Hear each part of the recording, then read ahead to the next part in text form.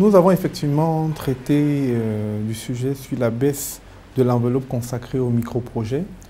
Nous avons voulu traiter ce sujet parce que les micro-projets, faut-il le rappeler, font partie de ce qu'on appelle le budget d'investissement public.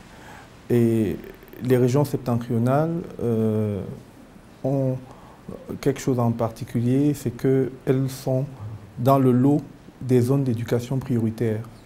C'est-à-dire que l'extrême nord, le nord, l'Adamawa et l'Est sont des zones d'éducation prioritaire. On parle d'investissement public. Vous savez également que la région de l'extrême nord est en proie à une crise sécuritaire du fait des exactions de Boko Haram.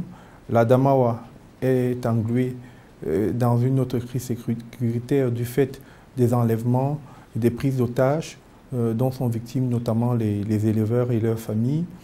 Vous savez que le problème d'accès à l'eau potable dans les régions septentrionales est un problème majeur et l'actualité récente l'a démontré à suffisance avec le décès des enfants qui étaient en quête d'eau potable. Donc, le fait que les micro-projets fassent partie du budget d'investissement public nous a incité à traiter de ce sujet parce que c'est avec le budget d'investissement public que l'on améliore les conditions et le cadre de vie des populations. Maintenant, évidemment, la baisse des micro-projets nous permet également de poser même la question, l'essence même de cette affaire, c'est-à-dire qu'il n'appartient pas aux députés de se substituer à l'État pour investir, pour construire des établissements scolaires, pour construire des forages, pour offrir des meilleures conditions sanitaires, un accès aux soins, un accès à l'éducation, etc. Et on se demande bien de quoi procède cette politique, d'autant que si l'on s'en tient à ce que disent de nombreuses analyses politiques, c'est avec les micro-projets qu'on entretient la clientèle politique.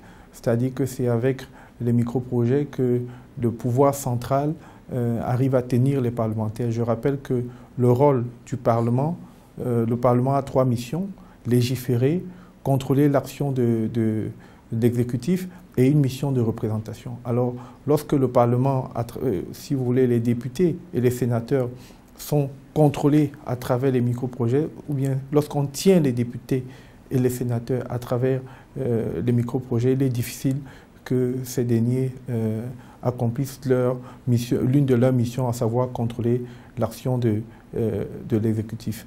Alors, l'enveloppe des micro-projets est passée de 8 millions à 6,3 millions, soit une baisse substantielle d'environ 1,6 million de francs. Cela a été consacré par la loi des finances de 2018. Et donc, on aurait dû, dès 2018 déjà, procéder à ces coupes-là. Mais cela n'a pas été fait du fait de certaines défaillances administratives.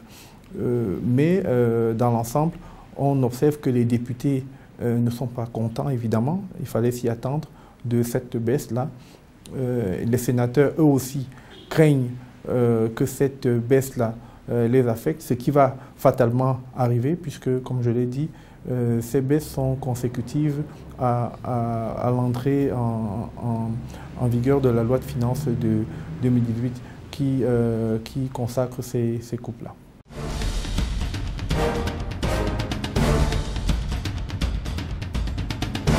Alors, l'exécutif veut tirer profit de l'avantage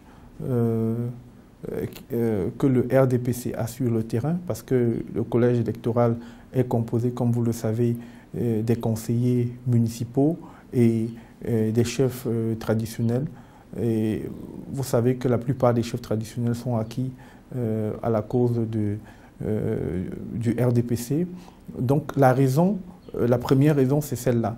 C'est celle de vouloir profiter d'un avantage qu'ils ont sur le terrain. On dira que c'est de bonne guerre, mais si vous replacez tout cela dans le cadre du projet ou du processus de la décentralisation, c'est un très très mauvais signal. Tenez, par exemple, on sait qu'il y a une crise sociopolitique grave qui sévit depuis octobre 2016 dans les régions du nord-ouest et du sud-ouest. Donc le signal qui est envoyé est un mauvais signal, d'autant que les exécutifs municipaux, les conseillers municipaux qui font partie du collège électoral, autant pour moi, ont une légitimité qui arrive à expiration. Vous savez qu'il y a une prorogation de leur mandat et c'est la remise en cause même du système. Cette crise anglophone, parce qu'il ne faut pas avoir peur des mots, est d'une certaine façon la remise en cause du système. Parce que réclament nos compatriotes anglophones? Ils réclament une plus grande participation à la gestion de leurs affaires. Et c'est ça l'essence de la décentralisation. Alors le fait de choisir des conseillers municipaux de choisir des conseillers municipaux qui sont, comment dirais-je, sélectionnés à la base par des gens dont la légitimité déjà pose problème à leurs yeux est une mauvaise chose. À mon sens, il aurait été souhaitable que l'on organisât d'abord des élections législatives et municipales, naturellement, qu'on renouvelle donc la légitimité des conseillers municipaux et que ces conseillers municipaux qui jouissent d'une nouvelle légitimité puissent donc à leur tour élire les conseillers régionaux. Parce que la région, les conseillers régionaux, ce sont ceux-là qui vont animer les conseils régionaux. Et vous savez que dans l'esprit de la décentralisation, du moins de la loi constitutionnelle du 18 janvier 1996, les régions et les communes sont des échelons de la décentralisation ou des niveaux de la décentralisation. Donc on peut regretter ça. Et il y a aussi un enjeu qui trahit tout cela, c'est le fait qu'on se demande bien si l'exécutif a vraiment à cœur d'aller au bout de la logique de la décentralisation. Parce que le fait d'avoir des conseillers, de s'assurer que les conseillers municipaux qui sortiront de ce scrutin-là sont sous le contrôle du système actuel est fatalement une chose qui donne du crédit à ceux qui disent depuis des années que le processus de décentralisation actuel ne trahit pas une vraie volonté de confier le pouvoir local au peuple.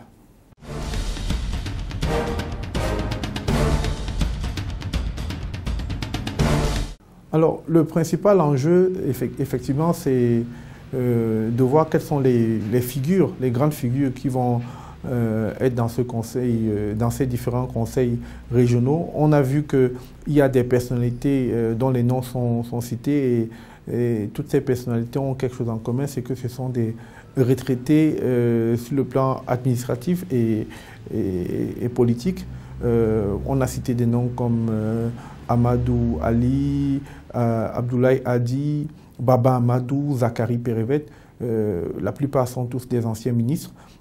Donc au niveau local, ceux qui aspirent à un leadership nouveau se sentent d'ores et déjà trahis, d'autant que le RDPC nous a habitués à un casting pour le moins détonnant, puisque la base très souvent n'est pas consultée.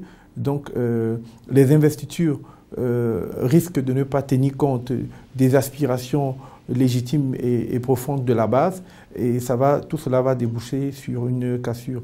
Donc pour répondre directement à votre question, le principal enjeu de ces élections régionales dans le Grand Nord, c'est de voir s'il y aura un début de renouvellement de la classe politique, du moins de ceux qui, depuis des décennies, tiennent les rênes du pouvoir politique dans cette partie du pays-là.